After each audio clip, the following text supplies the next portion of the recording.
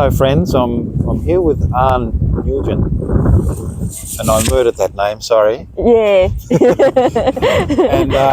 and we're here in the vineyard at Torchbearer Wines, and the reason I'm here is because just to follow up from the video I did with Matt Pooley the other day, and we were talking about bud burst, so we've got bud burst here as well.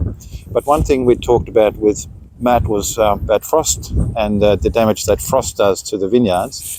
But I wanted to come here to Torchbearer at the Easy Vineyard in Tea Tree because this vineyard is a frost sort of prone vineyard, and Arne has developed a really sophisticated frost protection system. So Arne, let us have a chat about your frost protection. Thanks, Joe, and welcome. So this vineyard is in the bottom of the valley. Yep. And that's where all the cold air move. So on a day like this, when we have cloud cover, the heat is trapped underneath, especially at nighttime. But when a beautiful sunny day and the sky is clear, we're gonna have a frost. So when we purchased this vineyard, we didn't know about that risk, and we had frost hit maybe 2 years in a row, and that's when I know that frost is not for Tasmanian, especially for this vineyard. It's not it's not an unfortunate event. It is the thing. It's a common thing. It's a very common thing. So I started looking into frost protection system. So here you see we have sprinkler system. So a lot of it, because what we do is you spray water when frost is imminent. And when you spray water, first of all, water is quite warm, so it might warm up the vine, and that helps protect frost altogether. Warm up, and when the water just spray onto the buds, and it's just covering the buds.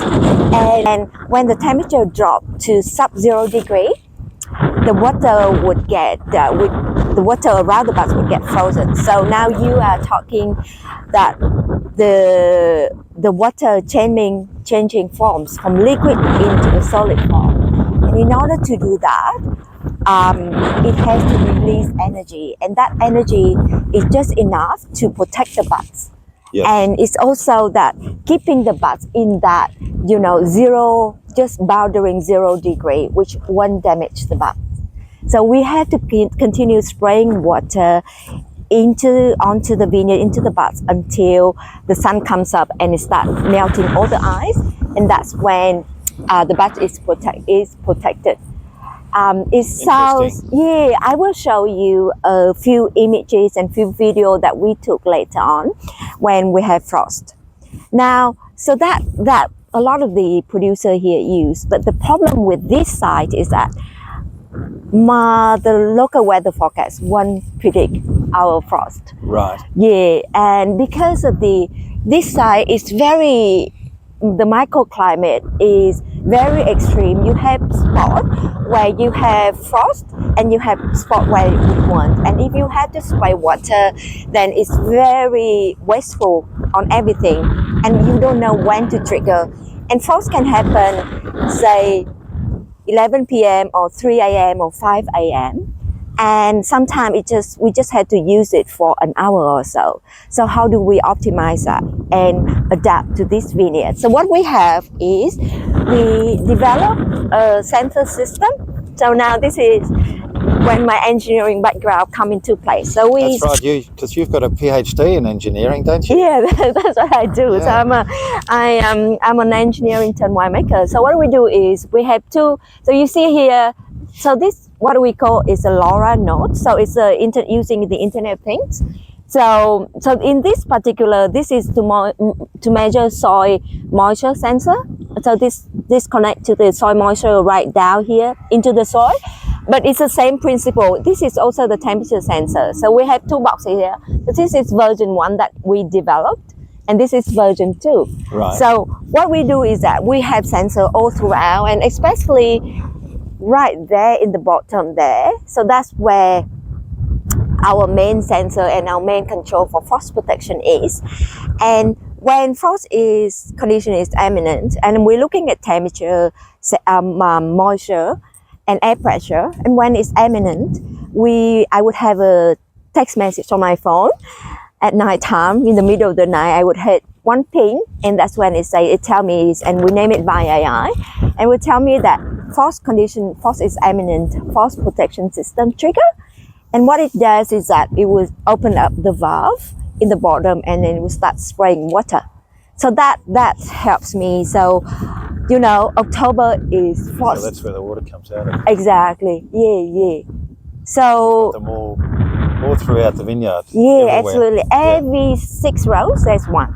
Yeah. So, and that is just continuous spraying water. So yeah. So you had a frost on Tuesday night, didn't you? Yeah, and I did. You were in Melbourne. I was in Melbourne. So at 2:44 a.m. Actually, I was in Sydney, and then I had to catch the flight to Melbourne. And then at 2:44 a.m. So there's nothing more special than catching an early 6 a.m. flight and watching frost at the same time. so I watched frost, and it's turned on. So thank goodness for that. But you know, in case happens, I always have my vineyard managers to stand by. So what's the data on there? The graph? So this is the temperature graph of the vineyard. So only 24 hours. 24 hours. So it's that here, right? So it's just tell me. So last night it went down to about 2.5 degrees. Yeah, right. Yeah, and so this is the graph, and from this I can also control the system open and close. I can show you. Yeah. So now I'm calling it to open, and you see the sprinkler turning on. All right, so you've just turned the sprinkler system on. Yeah, but well, it takes about 3 minutes.